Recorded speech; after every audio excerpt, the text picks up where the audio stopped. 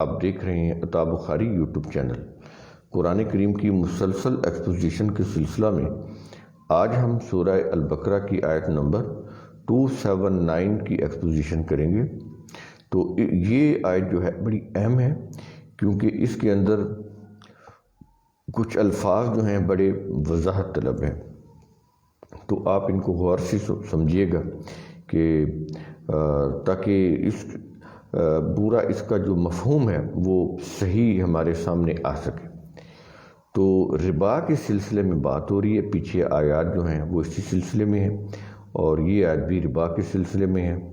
قوانین دیے جا رہے ہیں، ایک اسٹیٹ کے اندر نظام کیسا ہونا چاہیے معیشت کا، تو اس سلسلے میں ربا کو کنڈم کیا جا رہا ہے، اور جماعت مومنین سے خطاب ہے کہ جو تم ربا اس سے پہلے لے چکے، اگر کوئی لیتے رہے ہو تو وہ ٹھیک ہے، لیکن نیکسٹ جو ہے وہ تم نہیں لوگے، جو پیچھے معاملہ ہو چکا۔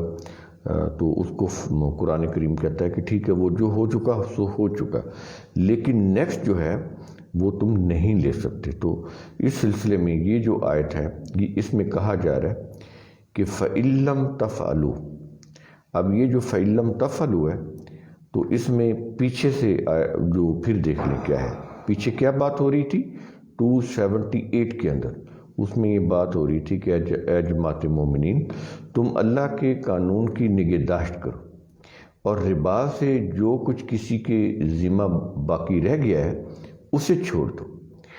جو لے چکے وہ اس کی بات نہیں ہو رہی، وہ ٹھیک ہے، وہ تو معاف کر دیا جائے گا، لیکن نیکسٹ جو ہے وہ نہیں لینا۔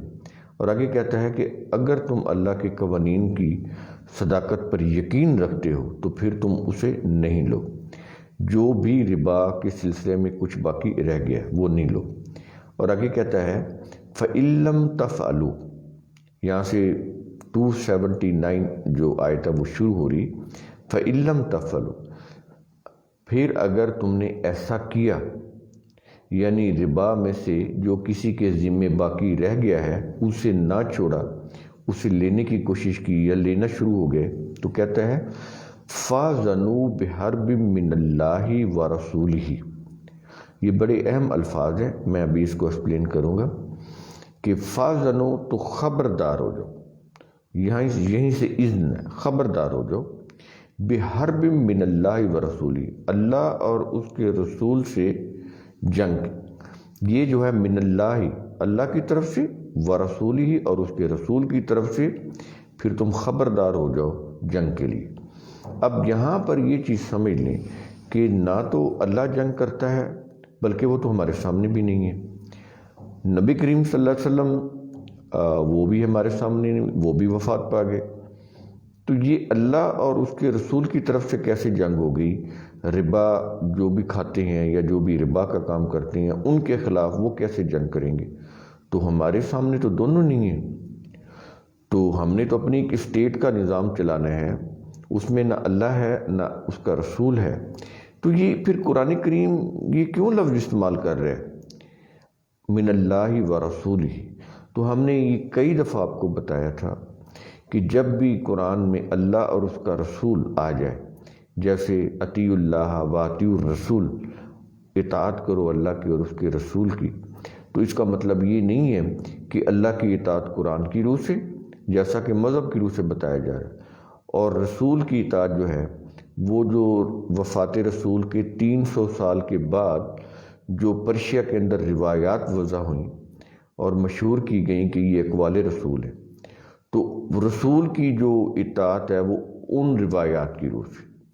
تو یہ کانسیپٹ جو ہے یہ بالکل عقل کے بھی خلاف ہے، اور قرآن کے تو بالکل صریحاً خلاف ہے۔ رسول نے جو کچھ بھی کیا وہ قرآن کے قانون کی روح سے کیا، تو خود قرآن جو ہے وہ بتا رہا ہے نبی کریم صلی اللہ علیہ وسلم کی حیثیت کو کہ ما کنت تدری ما الکتاب ولا الایمان، کہ اے رسول تجھے ادراک بھی نہیں تھا کہ الکتاب کیا ہے اور ایمان کیا ہے، وہی سے پہلے۔ تو رسول تو جب وہی آتی ہے تو اس کے مطابق عمل کرتا ہے، اس قانون سے ذرا بھی ادھر ادھر نہیں ہوتا۔ تو یہی چیز ہمارے لیے ہے تو پھر ہمارے لیے دو چیزیں کیسے ہوگی؟ نبی کے لیے بھی یہی ایک چیز تھی اللہ کا قانون، اور قیامت تک کے انسانوں کے لیے بھی یہی ایک چیز ہے اللہ کا قانون۔ تو جو نبی نے کیا وہی ہمیں کرنا پڑے گا۔ نبی نے کیا کیا؟ ایبسولوٹ بک آف اللہ کی اطاعت کی، اتباع کی۔ یہاں پر اطاعت اور اتباع کا بھی میں واضح کر دوں کہ اطاعت ہوتا ہے کسی نظام کی کو فالو کرنا، اتباع ہوتا ہے نظام ہو یا نہ ہو اپنی طرف سے فالو کرنا۔ جیسے فار ایگزامپل کسی ملک میں قرآن کا نظام نہیں ہے، جیسا کہ کسی بھی ملک میں نہیں ہے، مذہب ہے، مذہب اسلام ہے جو فقہوں کی روح سے بنایا ہوا ہے، لیکن ایبسولوٹ بک آف اللہ کا نظام تو دنیا کے کسی بھی اسلامک کنٹری میں تو نہیں ہے۔ تو اس صورت میں کیا ہے کہ انسان جو ہے وہ اپنی طرف سے جتنا ہو سکتا ہے وہ اللہ کے قوانین کے اوپر عمل کرے، تو یہ قرآن کی اتباع ہو جائے گی، کیونکہ نظام نہیں ہے۔ اگر قرآن کے قوانین کی روح سے کسی اسٹیٹ میں نظام اسٹیبلش ہو جائے تو اب اس نظام کی اتباع نہیں ہے، اس نظام کی اطاعت ہے۔ اب سمجھ آ رہی ہے یہ چیز؟ یہیں پہ یہ چیز اس لیے کہہ رہا ہے اطیعوا اللہ و اطیعوا الرسول، اطاعت کرو۔ تو اطاعت کی بات ہوتی ہے کیونکہ وہ ایک نظام بن جاتا ہے۔ تو اتباع جو ہے نظام کی اتباع نہیں ہوتی، یہ ذہن میں رکھ لیں، کیونکہ نظام جو ہوتا ہے وہ انسان بناتے ہیں، بھلے وہ اللہ کا قانونی ہو لیکن وہ انسانوں کا اپنے زمانے کے تقاضوں کے مطابق بنایا ہوا ایک نظام ہوتا ہے۔ تو اس نظام کی اتباع نہیں ہوتی، اس نظام کی اطاعت ہوتی ہے۔ تو اتباع کس کی ہوتی ہے؟ اللہ کے قانون کی۔ تو یہ بڑا باریک فرق ہے، اس کو آپ سمجھ لیجئے، اتباع اور اطاعت۔ تو کہنے کا مقصد یہ ہے کہ اللہ اور اس کا رسول، تو میں نے آپ کو عربی کا اصول بتایا عربی لغت کی روح سے کہ جب اللہ اور اس کے رسول آ رہے ہیں تو یہ پھر اتباع نہیں ہے، اطاعت ہے۔ تو اطاعت کس کی ہوتی ہے؟ نظام کی۔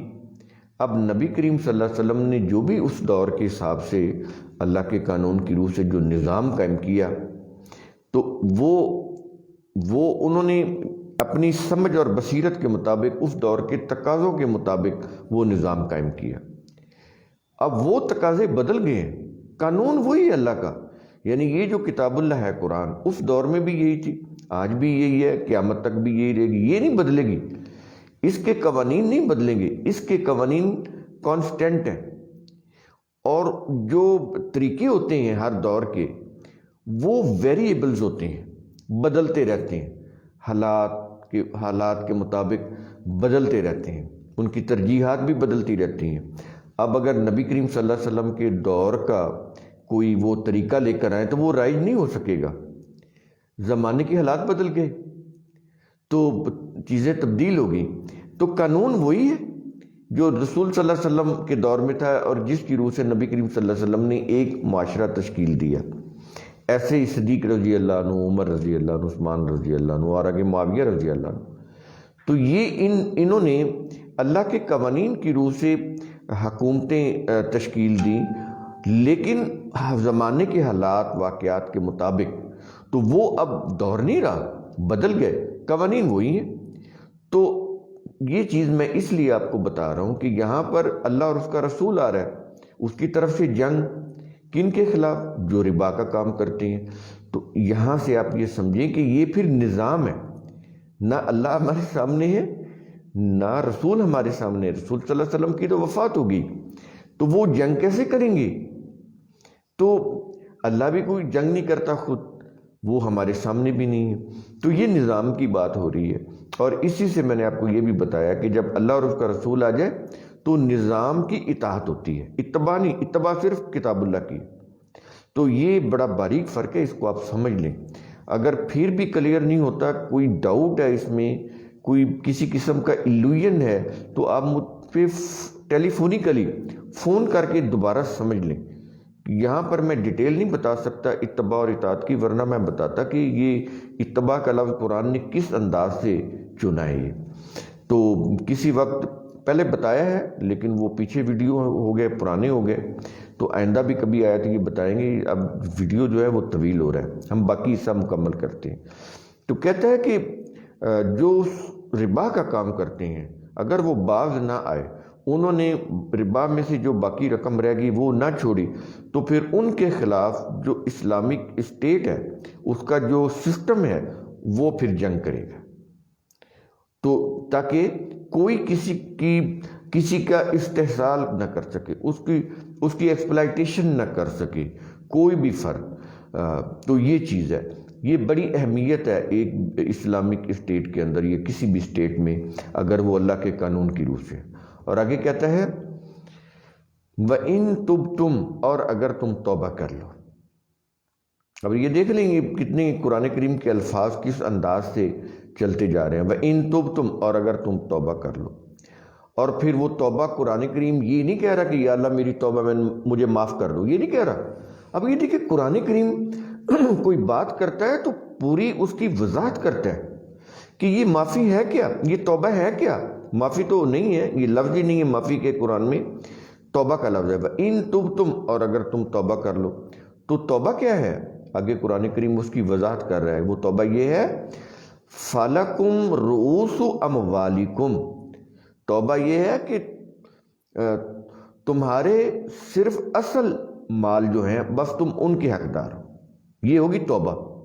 یہ نہیں یا اللہ میری توبہ، یعنی ربا کھائی جا رہے ہیں، ربا کا کام کیے جا رہے ہیں، غلط کام چھوڑ نہیں رہے، اور وہ ورشپ کر کے وہ یہ کہتے ہیں کہ یا اللہ میری توبہ، یا اللہ میں نے معاف کر دے۔ یہ نہیں ہے، یہ ذہن میں بٹھا لیں، یہ چیزیں بیٹھی ہوئی ہیں مذہب کی روح سے، ان کو نکالیں۔ یہ ریلیجیس کانسیپٹ ہے، باطل پر مبنی ہے۔ تو قرآن کریم اس طرح سے نہیں ہے کہ معافی ہو جائے گی، یہ قومی جرم ہے، یہ معاف کیسے ہوگا؟ چھوڑنا پڑے گا وہ جو جرم ہے، تو تب جا کے بات بنے گی۔ تو جو یہ کہہ رہا ہے کہ وَإِن تُبْتُمْ، اگر تم توبہ کر لو، تو وہ توبہ کو بھی وہ امیجنری یا تصوراتی یا خیالی نہیں بنا رہا کہ ایسے اپنی طرف سے آپ ایسے ہاتھ جوڑ کے اور ایسے یوں کہیں کہ جی یا اللہ مجھے معاف کر دے، بالکل نہیں۔ وہ یہ کہہ رہا ہے کہ اور اگر تم توبہ کر لو تو تم حقدار ہو صرف اپنے اصل مال کے، وہ جو پرنسپل اماؤنٹ ہے، 1,00,000 روپیہ تم نے کسی کو دیا تو اس کے اوپر تم سال بعد 20,000 روپے لے رہے تھے، تمہاری پرنسپل اماؤنٹ تو 1,00,000 ہے نا، تم وہ واپس لے سکتے ہو۔ یہاں پر وہ لفظ ہے رؤوس اموالکم، تمہارے مال کا وہ جو پرنسپل ہے یعنی پرنسپل اماؤنٹ وہ لے سکتے ہو، اس سے زیادہ اگر تم نے لیا تو وہ ربا ہو جائے گا۔ تو یہ ہے جی تمہاری توبہ۔ ہم نے خیالی توبہ، وہ ہم نے تسبیحیں پکڑی ہوتی ہیں تو وہ ورشپ کر کے وہ یوں ایسے ہاتھ یا اللہ مجھے معاف کر دے، یا اللہ میری توبہ، یہ توبہ نہیں ہے، یہ آپ اپنے آپ سے دھوکہ کر رہے ہیں، آپ اپنے آپ سے فریب کر رہے ہیں، اس توبہ کا کوئی فائدہ نہیں ہے۔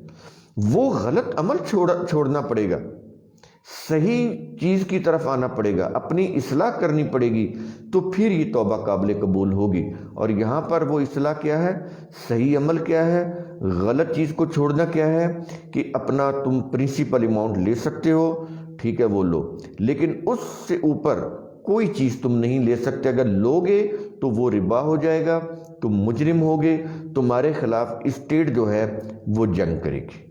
یہ چیز ہے۔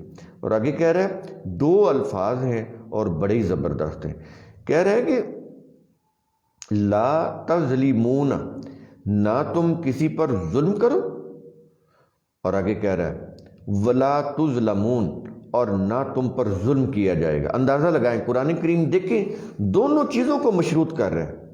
اگر تم ظلم کرو گے تو پھر تم قانون کے شکنجے میں آؤ گے، اگر تم ظلم نہیں کرو گے تو پھر تمہارے اوپر بھی ظلم نہیں کیا جائے گا۔ یہ دونوں چیزیں وہ کہتا ہے مشروط ہے، کنڈیشنل ہے۔ تو اگر تم چاہتے ہو کہ عافیت کے ساتھ رہو، سکون کے ساتھ رہو، اطمینان کے ساتھ کام کرو، تو پھر تم ظلم نہیں کرو گے۔ اگر تم نے ظلم کیا تو پھر ریاست کی طرف سے تمہارے خلاف جنگ ہوگی اور تمہیں کافر کردار تک پہنچایا جائے گا۔ اگر وہ ریاست قانون اللہ کے قانون کی روح سے ہے، اور اللہ کا قانون کیا ہے، کہاں پر ہے، ہم نے کئی دفعہ آپ کو بتایا، وہ ہے صرف اور صرف کتاب اللہ کے اندر، القرآن، اس سے باہر اللہ کا قانون نہیں ہے۔ تو قرآن کریم کا اصول ثم تتفکر، اس کی روح سے آپ خود بھی سوچا کریں، سمجھا کریں، غور و فکر کیا کریں۔ شکریہ۔